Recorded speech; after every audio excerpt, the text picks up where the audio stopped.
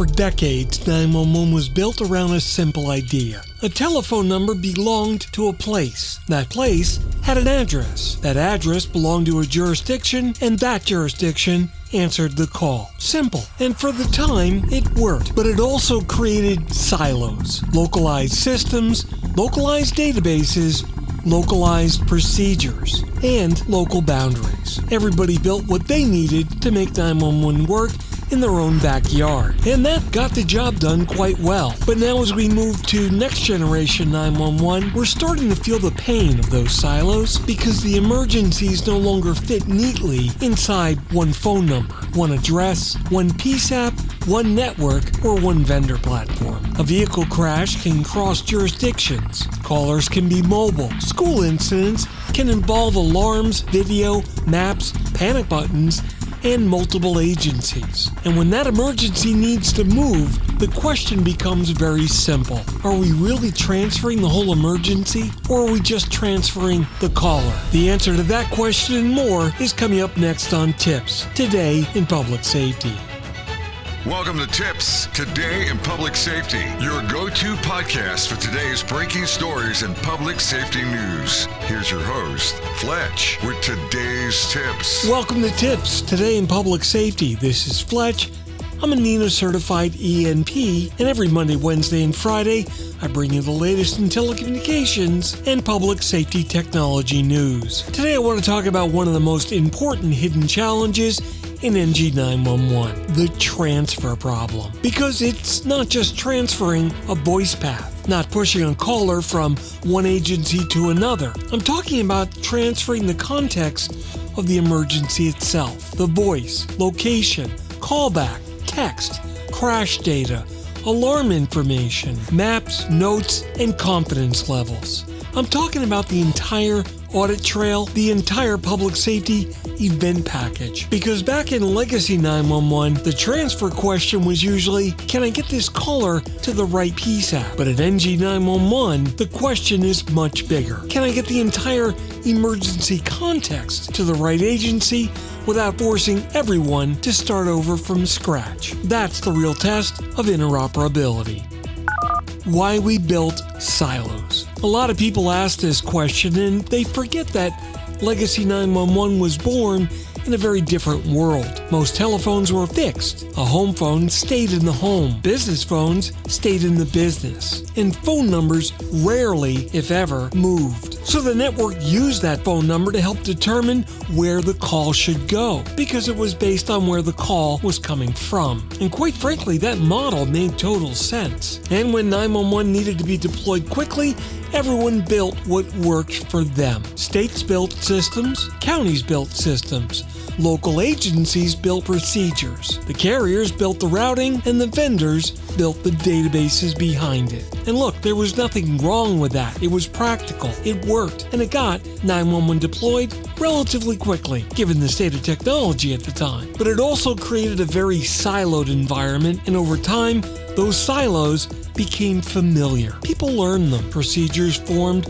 around them, and funding models grew around them as well. Local vendors built local products that were built around them. And eventually, this is how we do it turned into, no, this is how it has to be done. But next generation 911 is not just an upgrade to old plumbing. It's different plumbing, a different operating model.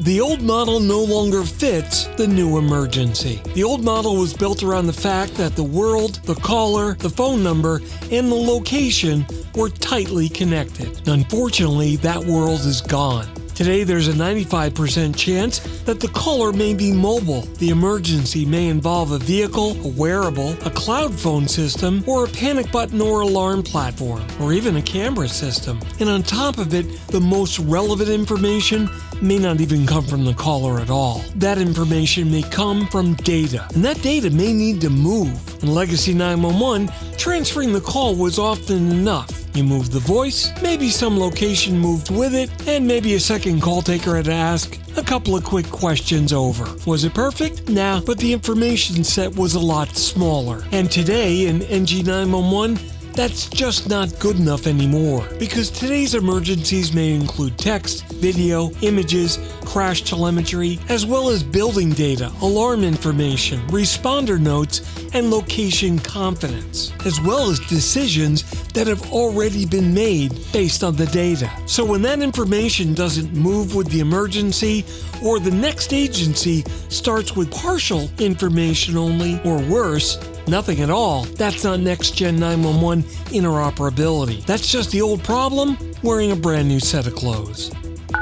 Transferring the emergency. This is the phrase that I want people to start to remember. Transfer the emergency, not just the call. Think about a connected vehicle crash. The first ECC receives the voice connection, location, crash severity, rollover indication, vehicle type, and whether anyone responded from inside the vehicle. Now imagine that crash is near a jurisdictional boundary. The call may need to be transferred. But what moves? Does only the voice move? Does the crash data move?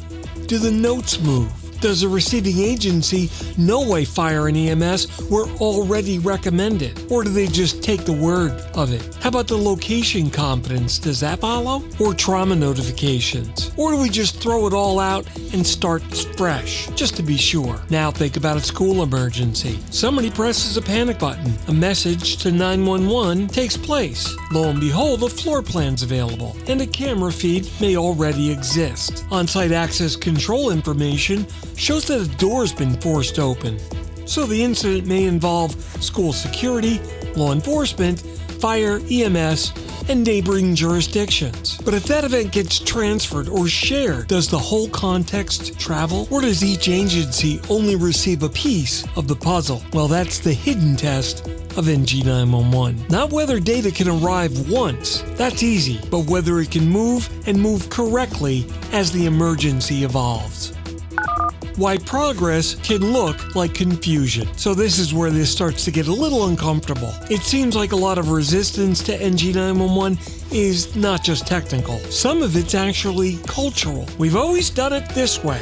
Why do we have to change? Hey, our system works. Our county has got its process. We already chose this vendor platform. Our data, that lives over here. And from inside the silo, all of that sounds very reasonable and real. But the thing is, the emergency doesn't give two flips about the silo. The caller doesn't care less about the funding boundary, and the crash doesn't even see the county line. And the school incident doesn't care which vendor owns which dashboard. You see, data only becomes useful when it reaches the right people, in the right form, at the right time. Oh yeah, and it needs enough trust to act on. And that's why progress sometimes feel like confusion. More systems, more data, more rules, more training, more things to learn. But the real progress is not more confusion. The real progress is more efficiency, with less repetition, less rekeying, less verbal relay, and less lost context. That means more shared awareness and less starting over.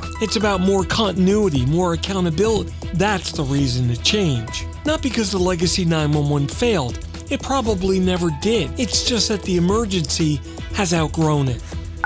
NG911 interoperability is the real mission. Next generation 911 often gets described in a lot of technical terms. EZNets, NGCS, SIP, GIS, policy routing, additional data, multimedia, and all of that matters. But you have to remember, interoperability isn't just a feature, it's the mission. If every state was going to build an NG911 environment that only works inside its own walls, then we haven't solved the nationwide problem. If every vendor builds a dashboard that can't be shared to the next system, we've not solved the operational problem. If the call moves but all the emergency context stays behind, we haven't built Next-Gen 911. We just built silos that were a hell of a lot faster, and that just can't be the goal. The goal's a coast-to-coast emergency communications ecosystem where all the right information is able to move with the emergency.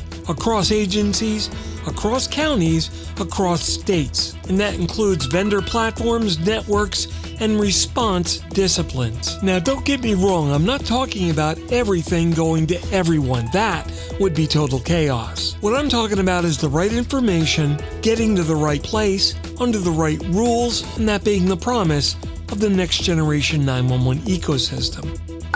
The reality check. Look, I'm not saying this is going to be easy. There are some real barriers here. You've got legacy contracts, local governance, differences at the state level, funding models all over the place with vendor boundaries, CAD integrations, cybersecurity policies, as well as privacy, training, and general policy. And the simple fact that most agencies are already stretched razor thin. So when somebody asks, hey, why do we have to change? Trust me, I understand the question. Change costs money, change takes time, and change creates uncertainty. But the answer is simple. We're doing it because the public expects that the emergency response system is going to work as one system. They don't know where the county line is. They don't know which EZNet that they're on. They could care less which vendor platform that the agency uses. They could care less why the first PSAP had all the data, but the second one didn't. And look, frankly,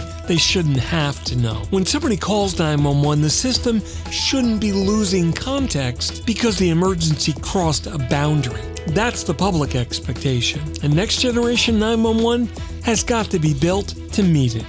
The bottom line. Listen, the future of NG911 is not going to be measured only by whether we can receive more data. No, it's going to be measured by whether we can move the emergencies correctly and save more lives. Legacy 911 was built in silos because that was the fastest way to get the job done. And it's gotten the job done for half a decade. But now it's those silos that are becoming the problem that we have to solve. The phone number no longer defines the emergency anymore. Callers may be mobile. The data may come from many sources. So the response may involve multiple agencies, and the incident may no longer stay inside of a clean boundary. So the test is no longer just, can we transfer the call? No, the real test is, can we transfer the emergency? Can the voice, location, data, notes, competence, decisions, and the audit trail all move together? Can the receiving agency automatically continue with their response without starting over? That's the promise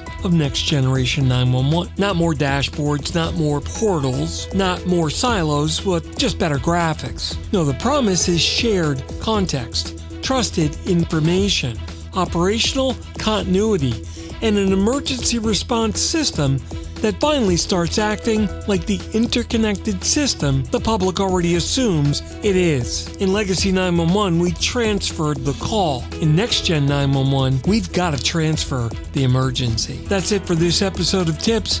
Today in Public Safety, this is Fletch.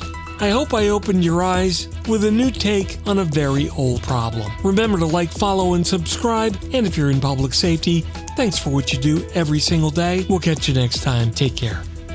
Hey, it's Fletch. Thanks so much for hanging out with me today. I hope you learned something new. Remember to catch all of my previous episodes of TiPS, Today in Public Safety, published every Monday, Wednesday, and Friday on most social media platforms and streaming 24/7 at 911tips.com. My blogs are located at fletch.tv and my personal website is at fletch911.com. Remember to like and subscribe. It really helps out the algorithms. And if you're in public safety, thanks for what you do every single day. We'll catch you next time. Take care. You've been listening to TiPS, Today in Public Safety, your go-to podcast for today's breaking stories and public safety news. Hosted by Fletch and available every Monday, Wednesday, and Friday. Catch past episodes on 911tips.com. Be sure to like and subscribe, and remember to join us each week for the latest on NG911. I am Spider Harrison, the official 911 voiceover dude. Catch me on SiriusXM on various channels, including 90s on 9, the 10 spot, and on the Weekend Countdown on Hits 1. Or don't regret it for the rest of your life. Either way, I'm good.